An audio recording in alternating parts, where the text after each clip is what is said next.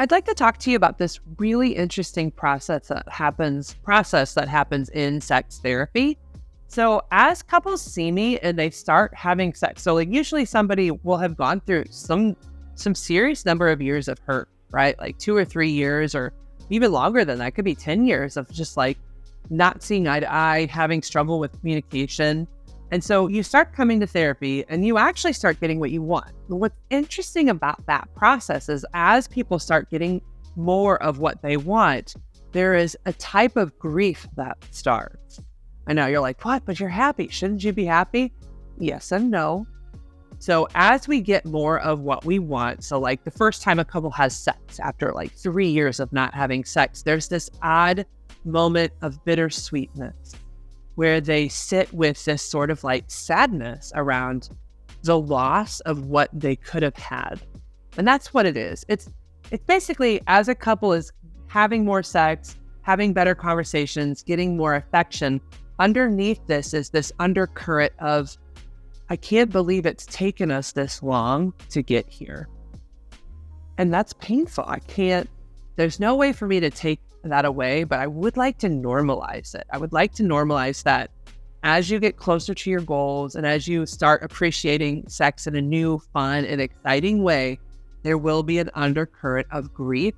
And essentially what's happening is the couple is grieving the loss of that time, basically lost time. Because think of it, you haven't had sex for 2 or 3 years or 4. Like the longest one I had was 15 years where a couple had not been sexual with each other that long. And so they were excited that they were finally getting sex and being sexual with each other. But there was this basically letting go of how do we come to terms with that 15 years of time where this was just gone? And there's a grief to that. Just like when something dies or someone dies that means something to you, you have a mix of emotions like anger, sadness, anxiety. Anxiety comes up, for example, of like, is this going to stick around? Or are we going to go back to what was? And so, yeah, all of those grief emotions are a part of getting what you want.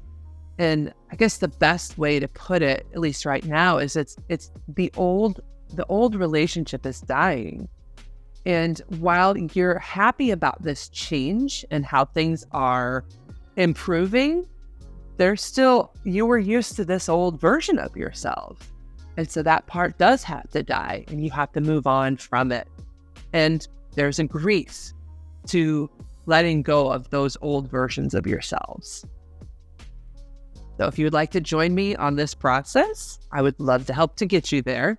You can see me at therapistintlouis.com. And please submit a contact form.